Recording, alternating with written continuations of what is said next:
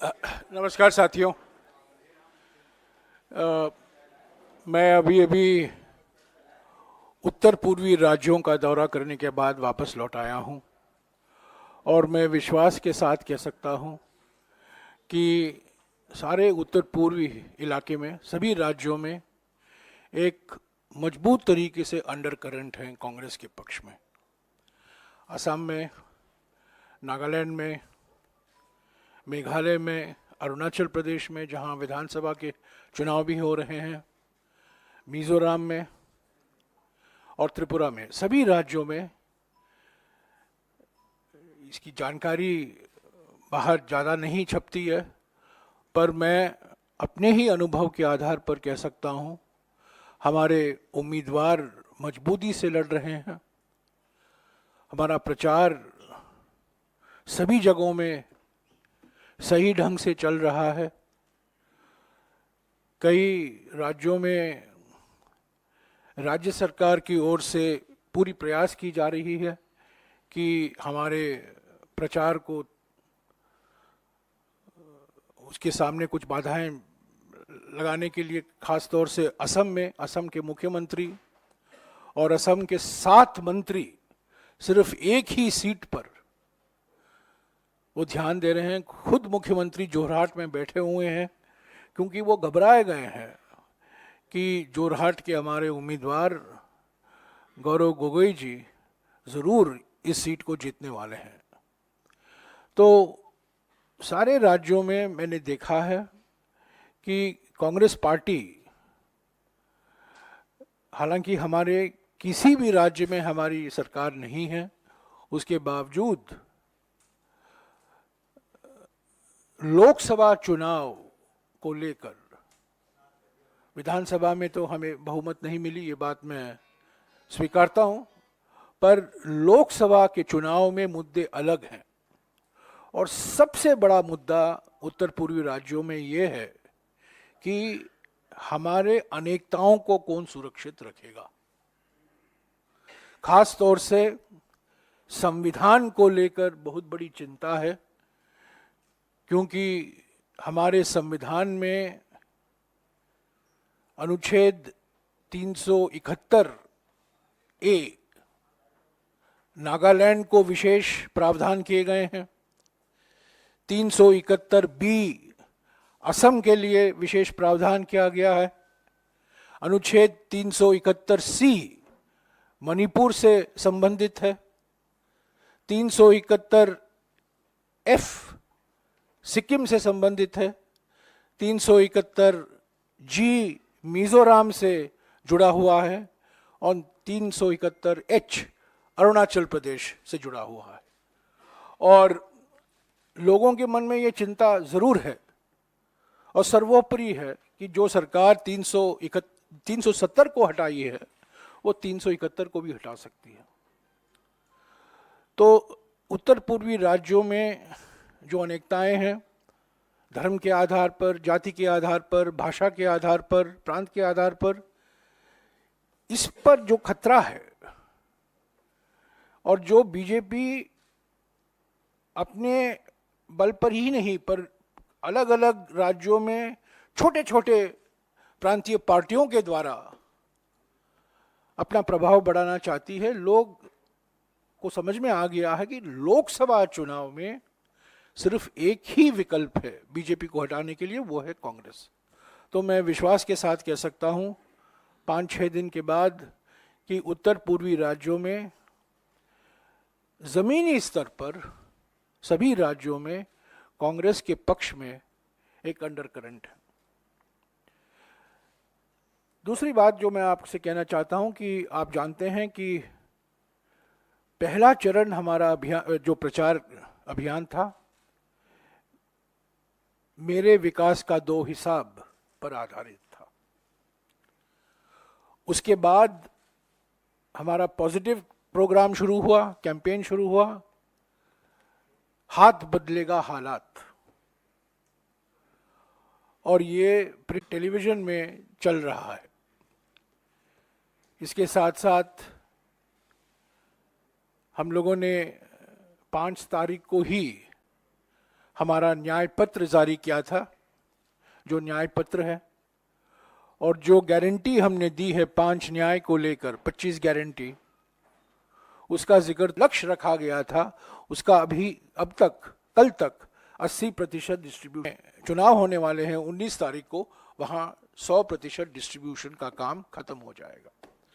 मैं अभी सुप्रिया से जिक्र करूंगा कि आज का जो कैंपेन सॉन्ग है, एंथम सॉन्ग है, उसके बारे में कुछ और जानकारी आपको दें।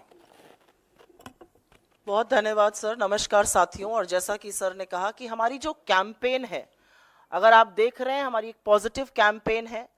हमारी जो गारंटी है, हमारे जो वचन है, वो न्याय के उन 5 स्तंभों पर खड़े हैं, जिसका वादा राहुल गांधी जी ने किया है, जिसका वादा कांग्रेस अध्यक्ष ने किया है, जिसका वादा कांग्रेस पार्टी ने किया है। और वो न्याय के स्तंभ जो है, वो लोगों की आवाज सुनकर, उनकी बातें सुनकर, उनकी आकांक्षाओं, उनकी आशाओं, उनके दुख, उनके दर्द, उनकी तकलीफ पर है।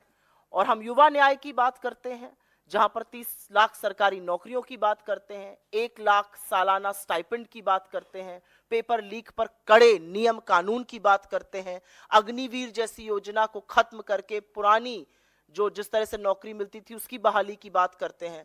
नारी न्याय में हम 50% आरक्षण सरकारी नौकरियों में देश की लड़कियों के लिए करेंगे।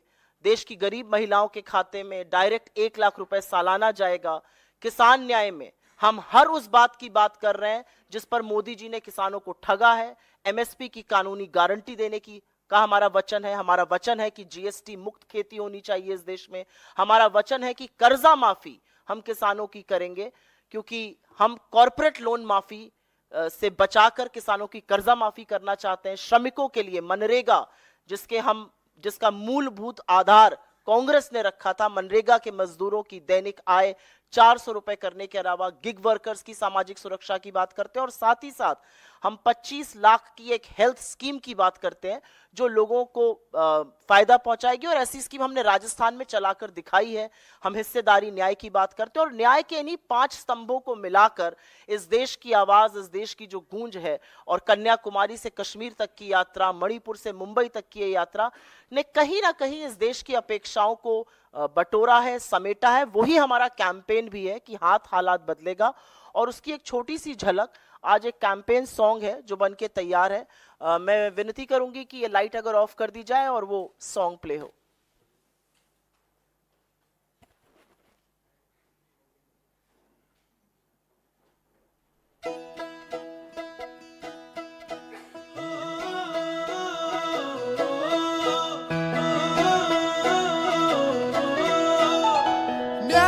जो बात करे देश की जरूरत है, हक की जो बात करे देश देता हिम्मत है। युवाओं में जाकर एक जज्बा जगाकर हम नौकरियां पक्की करेंगे।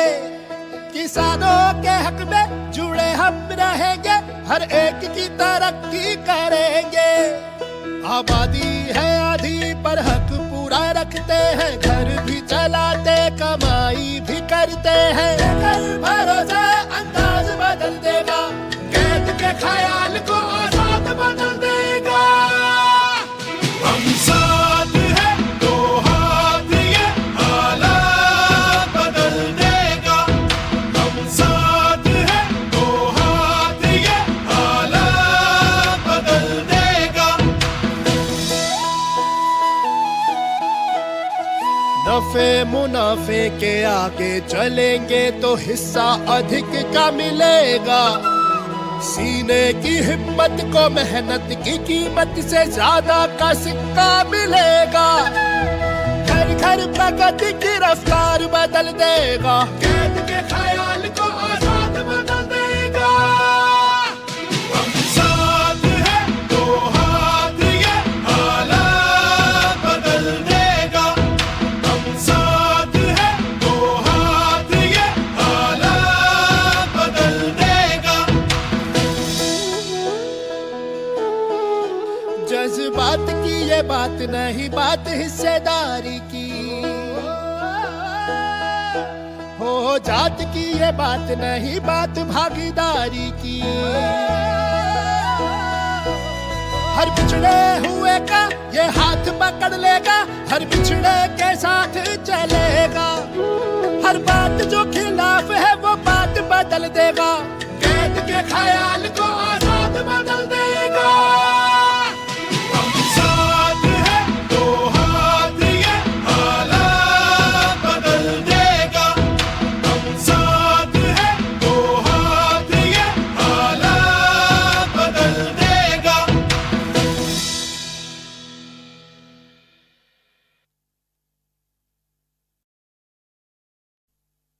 मंत्री जी बार बार तमिलनाडु जाते हैं, बार बार केरल जाते हैं, पर उनको हिम्मत नहीं है मणिपुर जाने की। आज भी गृह मंत्री गए हैं मणिपुर, पर प्रधानमंत्री 1 साल हो गए हैं। प्रधानमंत्री मणिपुर पर उन्होंने अपनी चुप्पी नहीं तोड़ी है। मणिपुर के मुख्यमंत्री से उनकी बात नहीं हुई है, मणिपुर के राजनीतिक दलों से कोई बैठक नहीं हुई है, और सिर्फ 3 मिनट के लिए जब अविश्वास प्रस्ताव पर बहस हुई थी लोकसभा में, सिर्फ 3 मिनट के लिए 123 मिनट का भाषण था और सिर्फ 3 मिनट के लिए उन्होंने मणिपुर का जिक्र किया। और जब मैं उत्तर पूर्वी राज्यों में था, लोग कह रहे थे कि हो सकता है प्रधानमंत्री आए, पर कोई संकेत तो नहीं है कि प्रधानमंत्री वहाँ जा रहे हैं। केरल गए हैं, तमिलनाडु जाते हैं, कर्नाटक जाते हैं, सभी राज्यों में का दौरा करते हैं, पर मणिपुर जाने की उन्होंने हिम्मत नहीं दिखाई है। असम में भी गए हैं, मिजोरम में नहीं गए हैं वो, क्योंकि मिजोरम में जाते तो सवाल उठता आप मिजोरम में गए हैं पर मणिपुर को क्यों नहीं आप आए हैं। और मणिपुर, जैसा कि आप लोग सब जानते हैं, 19 तारीख को चुनाव होने वाले हैं, प्रचार के लिए सिर्फ 2 दिन बाकी हैं, तो लगता है कि प्रधानमंत्री वहां नहीं जाएंगे। तो 1 साल हो गया है भारत का एक राज्य में प्रधानमंत्री ये उचित नहीं समझा। यहाँ 1 साल से हिंसा दिखाई दे रही है समाज में, सैकड़ों लोग मारे गए हैं, लाखों लोग विस्थापित हुए हैं, समुदायों के बीच में भय द्वेष का एक वातावरण फैला हुआ है। और कल भी गृह मंत्री के जाने के पहले कल ही 2 लोगों की मौत हुई है। और मैं समझता हूं कि बड़ा दुर्भाग्यपूर्ण यह है कि 1 साल से प्रधानमंत्री ने मणिपुर का इतना भरपूर तरीके से उन्होंने नजरअंदाज किया है। अगर आपके कुछ सवाल हैं तो हम जवाब दे सकते हैं। Yeah, sure. On this song, overall, why don't you speak about Manipur? Well, I've just come back after a very extensive campaign travel across the Northeast, and I can tell you with a fair degree of confidence that there is a strong undercurrent of support and sympathy for the Congress party, because the issue in the Lok Sabha election is quite different from the issue in the Vidhan Sabha election. The issue in the Lok Sabha election is the preservation of the special provisions for the Northeast in our constitution, 371A for Nagaland, 371B for Assam, 371C for Manipur, 371F for Sikkim, 371G for Mizoram, and 371H for Arunachal Pradesh. There is fear that a government that can bulldoze the abolition of Article 370 can very well bulldoze the abolition of Article 371 and its special provisions. So the most important issue in the Northeast is the preservation of the diversity, religious diversity, linguistic diversity, food diversity, very, very important issue in the Northeast in the last few days is food, the freedom to eat what you want to eat. This is extraordinary. There are people in India today who are afraid of what to eat. So the freedom to eat, the freedom to dress, the freedom to profess one's faith, basic freedoms are at stake, and that is the real issue in the Northeast. And I think I came back. I've had a long association with the Northeast. Of course, we lost the Vidhan Sabha elections. The BJP has a strategy in the Northeast. The BJP has no presence in the Northeast except in Assam, but they are using regional parties to spread its presence. But this is not going to work in the Lok Sabha election, and even in the Assam election. The fact that the Chief Minister of Assam and 7 of his ministers are sitting in one constituency of Jorhat to ensure that our candidate, whose victory is certain, Gaurav Gogoi's victory is certain, that doing all that they can to ensure that Mr. Gaurav Gogoi doesn't win. But I think the people have made up their minds that Gaurav Gogoi, who is the most powerful and most vocal voice of the Northeast in Parliament, should be given the opportunity to represent Jorhat in Parliament this time. So in the Northeast, there is a strong undercurrent of support because of the fear that the diversity of the Northeast is going to be destroyed and the BJP will impose uniformity. And our message in the Northeast is the BJP wants uniformity, the Congress wants to strengthen unity in diversity. That's the simple one-line message that I sought to convey in the Northeast. In addition, we have launched our campaign. We've had Mere Vikas Ka Do Hisab campaign, where we called into account the last 10 years, the Anyay Kal of the last 10 years. Then we moved on to Haath Badlega Halat campaign, which is right now going on in the print, electronic and digital media, which is based on our 5 Nyais, Nari Nyay, Yuva Nyay, Shramik Nyay, Kisan Nyay and Hissedari Nyay. And in addition, we have, through our party organization, taken on the responsibility of distributing 8 crore guarantee cards. And I'm glad to say that as of yesterday, over 80% of these cards for the seats in which elections are going to be held on the 19th, for example, Jorhat, have already been distributed. So our campaign is in full swing. Our Nyay Patra has rattled the BJP. It forced the Prime Minister to use language unbecoming of a Prime Minister, and use our Nyay Patra as an opportunity of injecting even more communal atmosphere into the campaign. The BJP's Modi Festo, 76 pages, 53 photographs, and 69 references to one individual, is silent on unemployment, silent on inflation, silent on issues of farmers, silent on issues of workers, makes no commitments whatsoever except to say from time to time.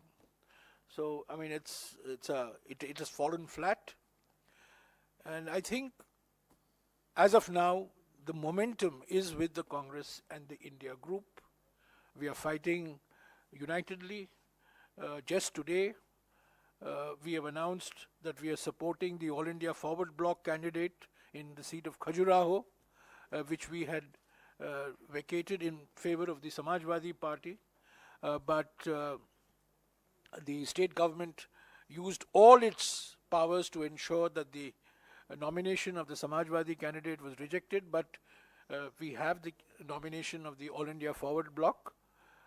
So we are moving full steam ahead, and on the 17th, that is the day after tomorrow at 9:20 in Ghaziabad, Mr. Rahul Gandhi and Mr. Akhilesh Yadav, the Samajwadi leader, will be addressing a joint press conference.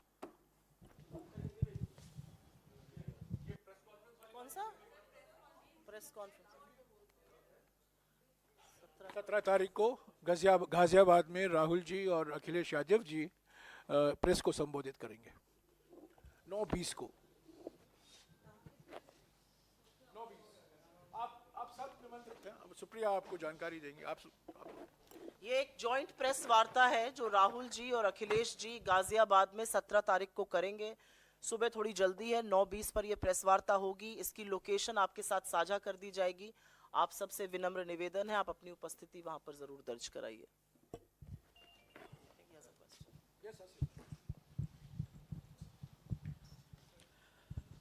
So, yesterday the Prime Minister made a pitch for electing a strong and stable government to the people. So, how do you look at this statement? He said that in an uncertain world, it's important to elect a strong and stable government. What's your response to him? This election is for electing a strong and stable government, not for re-electing a demagogue. Strong and stable governments come from policies and programs that address the concerns of the people. A Prime Minister who has nothing to say on farmers' issues, nothing to say on issues of unemployment and inflation, a Prime Minister who will refuse to talk about issues relating to workers, who refuses to talk on issues of social justice, social empowerment, is making a pitch for a strong government, a capable government, his words. But the question is, strong and capable for what? That's the real question. And I think from our Nyay Patra and from the BJP's Modifesto, it's very clear who has the agenda for addressing the concerns of the people. So we are going to the people. Our campaign is based on an agenda that addresses the concerns of women, youth, farmers, workers, the disadvantaged and deprived sections of our society, and that's a positive agenda. And we are confident that we will get a clear, convincing, and absolutely beyond doubt a majority. These words were also used, I recall, in 2004, and the people saw through that game. I think people have seen through this game. These are all signs of a desperate and a nervous Prime Minister.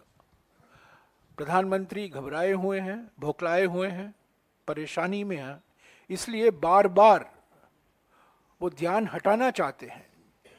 जो मुद्दे हम उठा रहे हैं, जो विषय हम उठा रहे हैं, उस पर तो कोई चर्चा नहीं करना चाहते। आपने देखा है हमारे मैनिफेस्टो को लेकर उन्होंने मुस्लिम लीग की बात की। मुस्लिम लीग और हमारे न्याय पत्र के बीच में क्या ताल्लुकात है, मुझे आज तक समझ में नहीं आया है। पर यह ध्रुवीकरण का एजेंडा है उनका। चुनाव के वक्त हर एक मुद्दे को ध्रुवीकरण के चश्मे से देखते हैं। आपने देखा है खाने के बारे में, डाइट के बारे में भी उन्होंने जिस भाषा का इस्तेमाल किया है, बिल्कुल साफ है कि प्रधानमंत्री को कम्युनल एजेंडा के अलावा और कोई एजेंडा नहीं है। तो ये अभी स्ट्रांग और केपेबल गवर्नमेंट की बात करते हैं।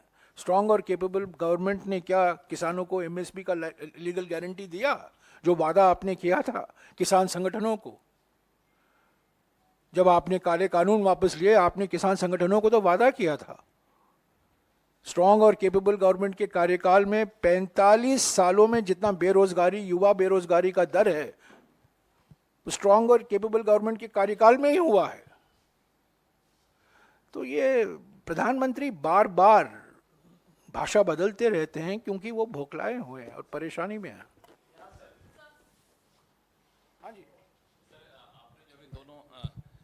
संकल्प पत्र और न्याय पत्र की तुलना करते हुए बताया, उसमें एक सवाल ये है कि एक तरफ आप जो कह रहे हैं कि किसान कर्ज माफी की बात करते हैं, लोगों को सरकारी नौकरी देने की बात करते हैं, जो एक ट्रेडिशनल तरीका माना जाता है आमतौर पर लोगों को राहत देने का। दूसरी तरफ संकल्प पत्र में बात की जाती है ग्लोबल मैन्युफैक्चरिंग हब बनाने की, निवेश से नौकरी की। तो थोड़ा सा वो आमतौर पर कई लोग कहते हैं कि प्रोग्रेसिव थिंकिंग है, तो इसको कैसे आप देखते हैं? ये हमारे न्याय पत्र में भी है, ये कोई नई बात नहीं है। हमने न्याय पत्र में साफ कहा है, मैंने भी साफ कहा है कि आर्थिक विकास के लिए निजी निवेश बहुत ज़रूरी है। और पिछले 10 सालों में अगर आप निजी निवेश का दर देखें, मनमोहन सिंह जी के कार्यकाल में निजी निवेश 32% जीडीपी का हुआ करता था, और नरेंद्र मोदी स्ट्रांग और केपेबल, उन्हीं के भाषा में लीडर के कार्यकाल में निजी निवेश 28% जीडीपी का हुआ है। तो निजी निवेश जरूरी है, इसमें कोई दो राय नहीं है। और हमारे न्याय पत्र में भी हमने इसका बहुत लंबे तरीके से जिक्र किया है किस तरीके से हम निजी निवेश लाएंगे। पर एक बात मैं कह दूं कि डराकर, धमकी देकर, वसूली से, हफ्ता वसूली से निजी निवेश नहीं आएगा।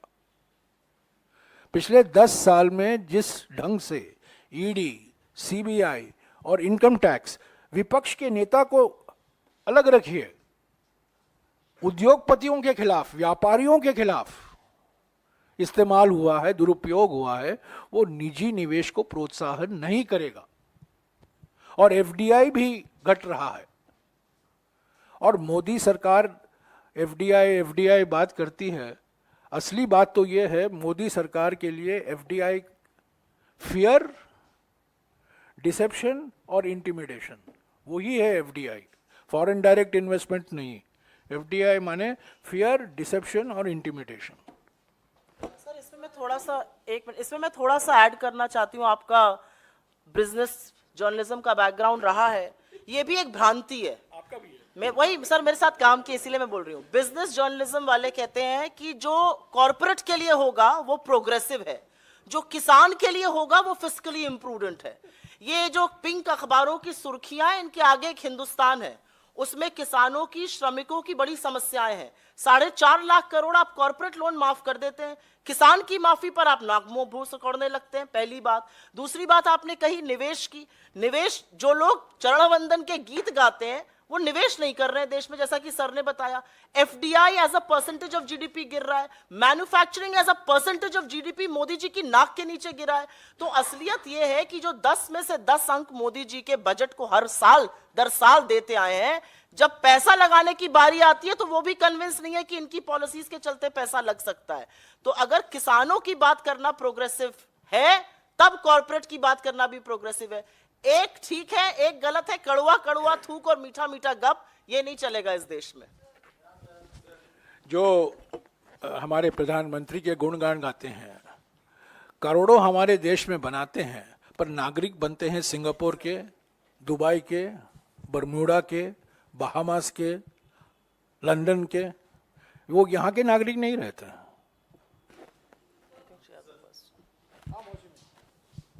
सर ये 2 सवाल थे। एक तो प्रधानमंत्री नरेंद्र मोदी ने सनसनीखेज आरोप लगाया है कर्नाटका में कि कर्नाटक में कुछ विकास नहीं हो रहा है और सारा जो काला धन है वो भेजा जा रहा है कांग्रेस की कैंपेन के लिए, उस पर। और कन्हैया कुमार को टिकट 29 से मिला है दिल्ली से। तो मनोज तिवारी कह रहे हैं कि टुकड़े टुकड़े गैंग को कांग्रेस ने 40 दिन के भ्रमण के लिए भेज दिया है। मनोज तिवारी जी, जहां तक मेरी जानकारी है, लोकसभा के सांसद हैं। लोकसभा के सांसद होने के नाते उनकी कुछ गरिमा, कुछ मर्यादा के शब्द होने चाहिए, लेकिन बीजेपी में जब आके ही मर्यादा गरिमा नहीं दिखा रहे तो ये लोग कैसे दिखाएंगे। लेकिन मनोज तिवारी के ही लोकसभा के कुलीग हैं जो लद्दाख से भाजपा के सांसद हैं, जामयांग सेरिंग नामग्याल। उनकी पत्नी जेएनयू की पढ़ी हुई है, उनका नाम डॉक्टर सोनम वांगचुक है। उनका कहना है कि जिस तरह के आरोप कन्हैया कुमार पर दुष्प्रचार किया गया, आरोप लगाए गए, एक मोटिवेटेड कैंपेन चलाया गया, और जो ये छुटभैये नेता और दोरूपल्ली के ट्रोल उनके खिलाफ बोलते हैं, ऐसा उन्होंने कभी कहा ही नहीं था। और ये आपके ग्रुप के ग्रुप एडिटर के एक साक्षात्कार में आपके ग्रुप एडिटर को उन्होंने इंटरव्यू में बोला। मैं चाहती हूं कि आप ये बाइट दोबारा चलाइए, दुनिया देखे तो कि लद्दाख के जो बीजेपी के सांसद हैं उनकी पत्नी स्पष्ट तौर से कह रही हैं ऐसा कन्हैया कुमार ने कभी नहीं बोला, वो वहां पर मौजूद थी। मैं चाहती हूं कि आपका मीडिया हाउस उस बाइट को बार बार प्ले करे, किसी ने सच बोला उस सच को दिखाया जाए। बीजेपी क्यों डरती है? क्योंकि जो जो बीजेपी की कलई खोलता है, जो जो उनके झूठ का पर्दाफाश करता है, जो जो नरेंद्र मोदी जी से आंख में आंख डालकर सवाल पूछने की हिम्मत करता है, उसको ये कुछ भी कह देंगे। मणिपुर 1 साल से नहीं मोदी जी जा पा रहे हैं, पूरा लद्दाख सड़कों पर है, वहां के लोगों से बात नहीं करेंगे। देश को विभाजित करने का काम आप कर रहे हैं और आप दूसरों पर आरोप लगाइएगा। असलियत यह है कि आपके कर्नाटका के नेता संजय पाटिल ने जो अभद्र टिप्पणी हमारी महिला मंत्री के लिए की है, सबसे पहले मोदी जी को कान पकड़ के उसके लिए माफी मांगनी चाहिए। उसके बाद कर्नाटका की चीजों पर बोलेंगे। कर्नाटका में जो गारंटी हमने अपने चुनाव प्रचार के दौरान दी थी वो सारी पूरी की है। और मैं आपसे पुनः निवेदन करूंगी, आपका बहुत अच्छा सवाल था, भ्रांतियां दूर करेगा यह सवाल, अपने चैनल पर, अपने डिजिटल प्लेटफॉर्म्स पर उस साक्षात्कार का वो हिस्सा जरूर चलाइए।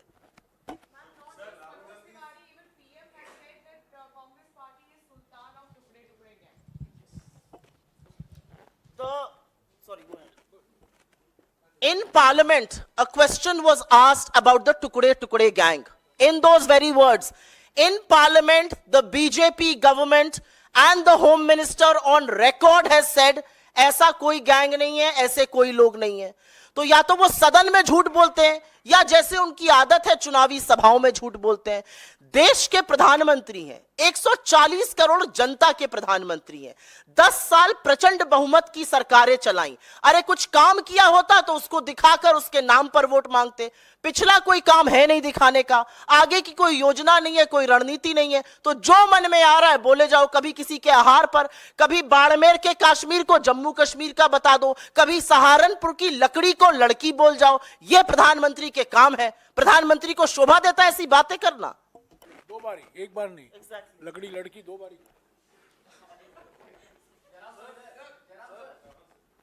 हाँ जी। जयराम सर, दो चॉपर चेक किए गए हैं। राहुल गांधी के हेलीकॉप्टर को भी केरल में चेक किया गया है और इधर अभिषेक बनर्जी के हेलीकॉप्टर को भी चेक किया गया है।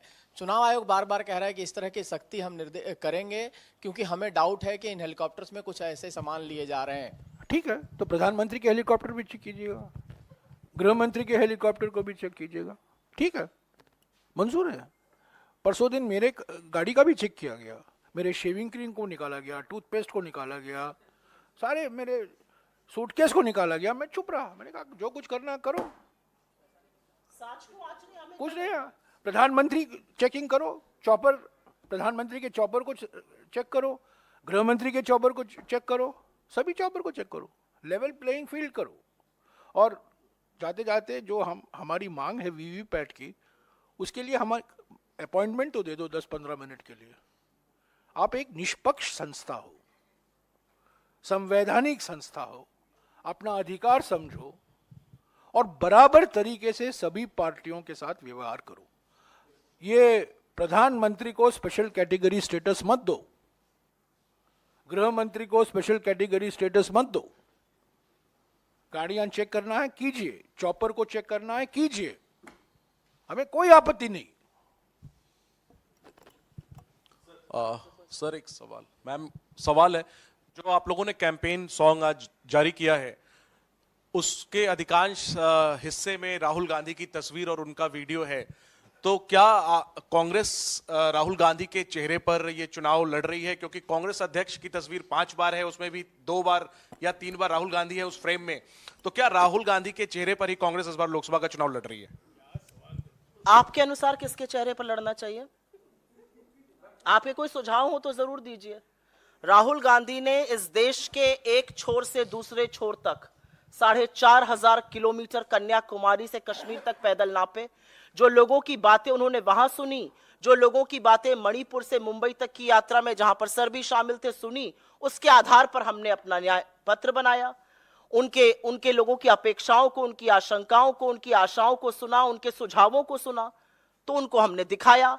उसमें आपको राहुल गांधी जी नजर आ रहे हैं, उसमें हिंदुस्तान का जो आम जनता है, जो हिंदुस्तान के श्रमिक हैं, जो महिलाएं हैं, जो किसान हैं, जो युवा हैं, जो विकलांग हैं, जो इसलिए चल रहे थे इस यात्रा में क्योंकि उनको इस मुल्क से बेपनाह मोहब्बत है, वो नहीं दिखाई दिए। हमारे अध्यक्ष हैं, बिल्कुल हम उनको दिखाएंगे, हम अपने अलग शीर्ष नेतृत्व को दिखाएंगे, क्यों नहीं दिखाएंगे? अब हम ऐसे सब लोगों को दिखाएंगे जिनको दिखाना चाहिए। इस सवाल का मतलब क्या है मैं नहीं समझ पा रही हूं, लेकिन उन तस्वीरों में जहां पर आपको राहुल जी नजर आ रहे हैं, वहां पर उनके साथ लोग नजर आ रहे हैं। राहुल जी की कोई भी तस्वीर कहीं पर वो अकेले नहीं खिंचाते हैं जैसे मोदी जी हैं। 53 फोटो अपनी ही लगा दी मैनिफेस्टो जुमला पत्र में, तो वहां पर आपको लोग नहीं नजर आए, ये मुझे थोड़ा अजीब लगा। आपने देख लिया होगा कि जो फिल्म है, सारा का सारा फुटेज भारत जोड़ो यात्रा और भारत जोड़ो न्याय यात्रा से लिया गया। अगर आप वो देख लेते ना तो ये सवाल नहीं करते। नहीं, आपका सवाल वास्तविक है, मैं आपके सवाल से ये नहीं कर रहा हूँ, आपने सवाल ठीक किया और हमें भी मौका दिया। सिर्फ आपने एक ही सवाल पूछा, दूसरा सवाल नहीं है। पर आपने नहीं, अच्छा मुझे मौका मिला। ये फिल्म जो बनाया गया है सारा फुटेज भारत जोड़ो यात्रा का है, भारत जोड़ो न्याय यात्रा का है। आपने देखा होगा कांग्रेस अध्यक्ष जी का भी वो ज्यादातर वो भारत जोड़ो यात्रा और भारत जोड़ो न्याय यात्रा के समय का फुटेज है, कांग्रेस अध्यक्ष का भी।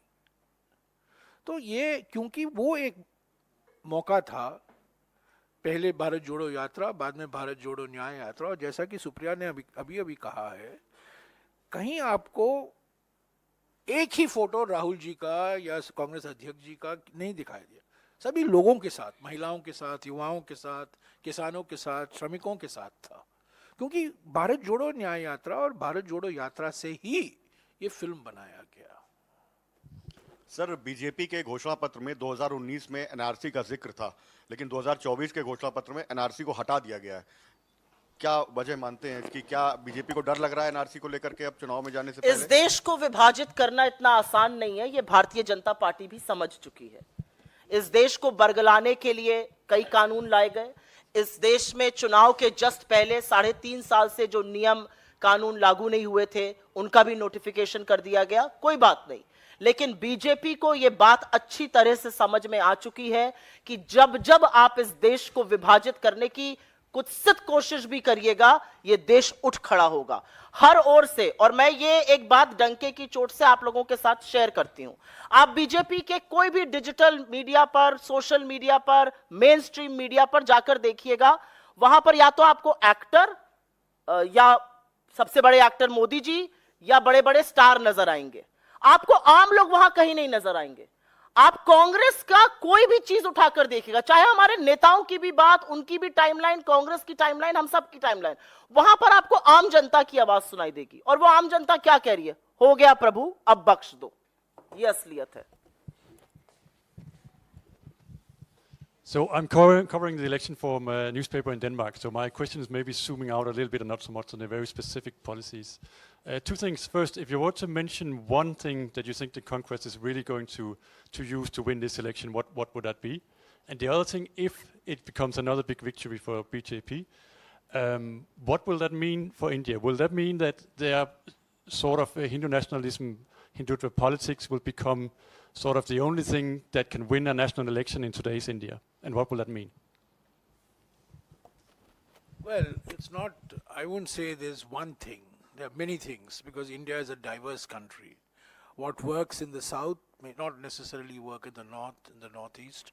So our strategy has always been, we have a national campaign, but we also have to be sensitive to what the regional and local issues are. But most fundamentally, this election is about saving democracy. It's about saving our constitution.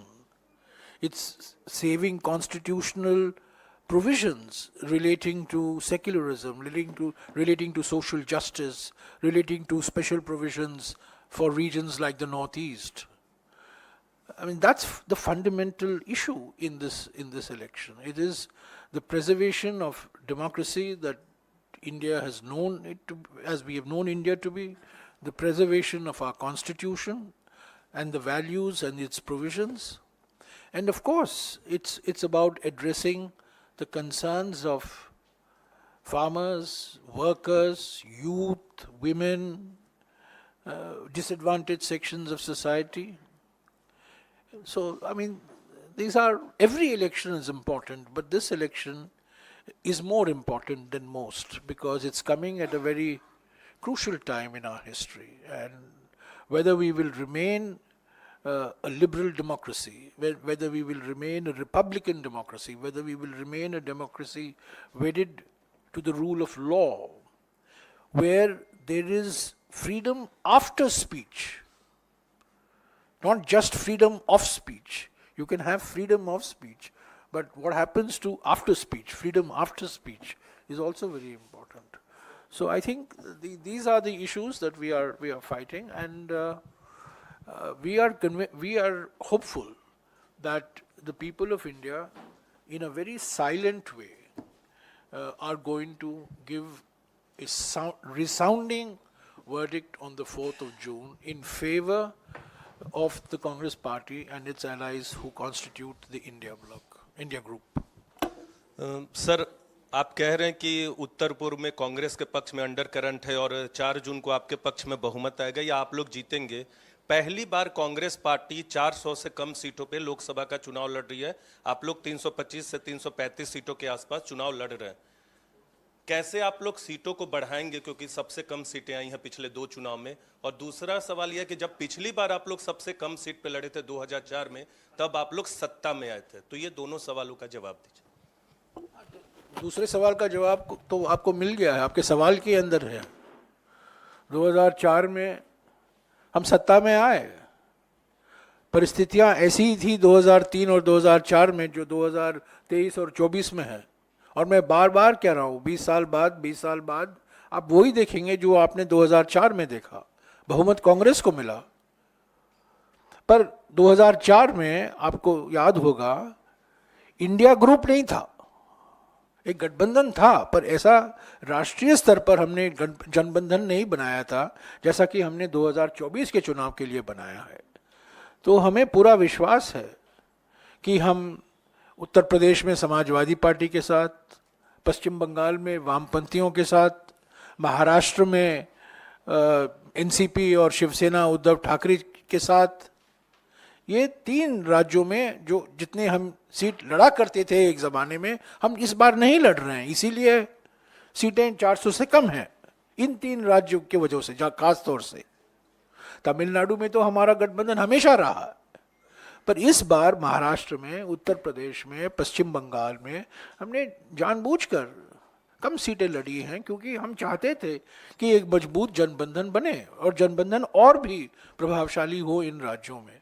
हमें पूरा विश्वास है कि कांग्रेस पर उत्तर पूर्व में तो हम खुद लड़ रहे हैं, पर आपका सवाल सारे देश को ध्यान में रखते हुए किया गया है। इसीलिए मैं राष्ट्रीय स्तर पर कह रहा हूँ जो बहुमत मिलेगा कांग्रेस पार्टी को और कांग्रेस पार्टी के जनबंधन के घटक दलों को, वो स्पष्ट बहुमत होगा।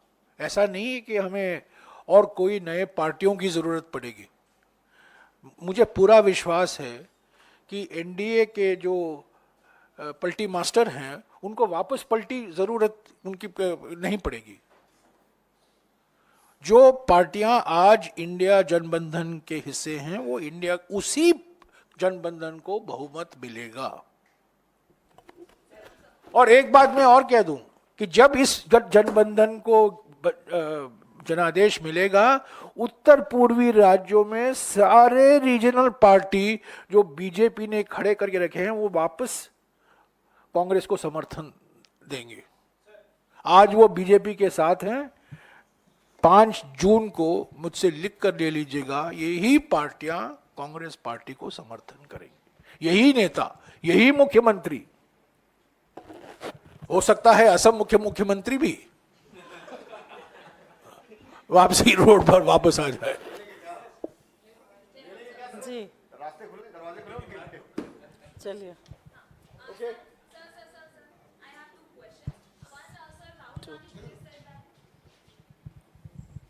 Sir, Rahul Gandhi today said that in Kerala there is not adequate number of medical facilities there, and he had also written a letter to Kerala Chief Minister, but he doesn't get any response. So your take on that? And second question is that 21 retired judges had written a letter to CJI, and they are saying that judiciary is under pressure by a certain factions. So is it a target upon the opposition leaders? Let me take your second question. I have already tweeted on the second question, so let me repeat what I have said. 21 judges have written this letter. Please see the name under 4, the 4th name in that list, and it will give away the whole objective background authorship of this letter. This letter is a part of an orchestrated campaign of the Prime Minister to threaten, to browbeat and intimidate a judiciary that has flexed its muscles in recent months. a judiciary that has called out India's biggest corruption scandal, the electoral bond scam. It declared it unconstitutional. A Supreme Court which said that there is a breakdown of constitutional machinery in Manipur. That is the target. A Supreme Court in which a very distinguished lady judge was highly critical recently of demonetization. That is the target. So this letter of the 21 judges, Modi-friendly judges, former judges, has to be seen along with that letter of some 600 Modi-friendly lawyers. And this is all an attempt to intimidate, frighten, browbeat an independent judiciary. The greatest threat to judicial independence comes not from the Congress party, but from the BJP. It comes from Mr. Modi. It comes from Mr. Shah. And you see the comments that was made by the distinguished jurist who is the fourth signatory in that letter, in this letter, and the comments he made about the Prime Minister when he was a serving judge. Serving judge. You will know where this letter has come from.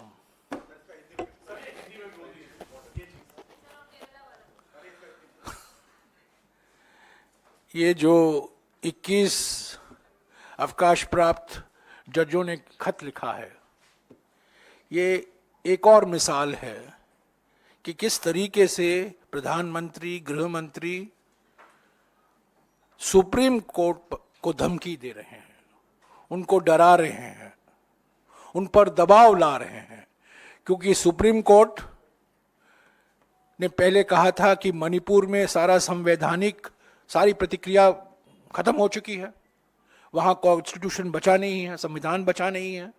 बाद में supreme court ने कहा erectile bond न केवल गैर कानूनी है पर गैर संवैधानिक भी है। तब सुप्रीम कोर्ट के एक न्यायाधीश ने कहा कि नोटबंदी क्यों किया गया, नोटबंदी को लेकर उन्होंने काफी कुछ आलोचना जताई। तो ये निष्पक्ष न्यायपालिका को डराने के लिए, धमकी देने के लिए ये तरीका अपनाया गया है। पहले कुछ वकीलों ने लिखा, ये सारे के सारे वकील बीजेपी से जुड़े हुए हैं, वो नाम से ही पता चल जाता है। और ये जो 21 रिटायर्ड जजेस हैं, मैं सिर्फ यही कहूंगा, इस लिस्ट में चौथे नाम को देखिए और आपको पूरा राज खुल जाएगा, पर्दे के पीछे क्या है।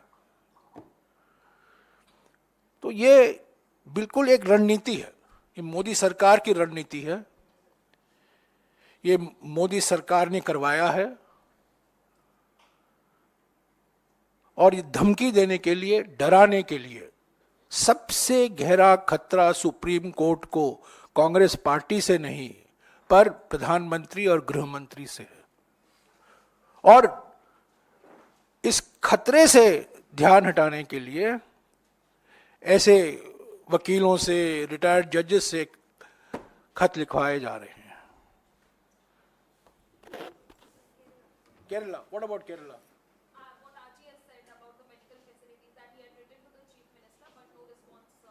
Yeah, he has written and there is no response. What else can be said? The Chief Minister should be more responsive to the letters that members of Parliament from Kerala write to him. Thank you.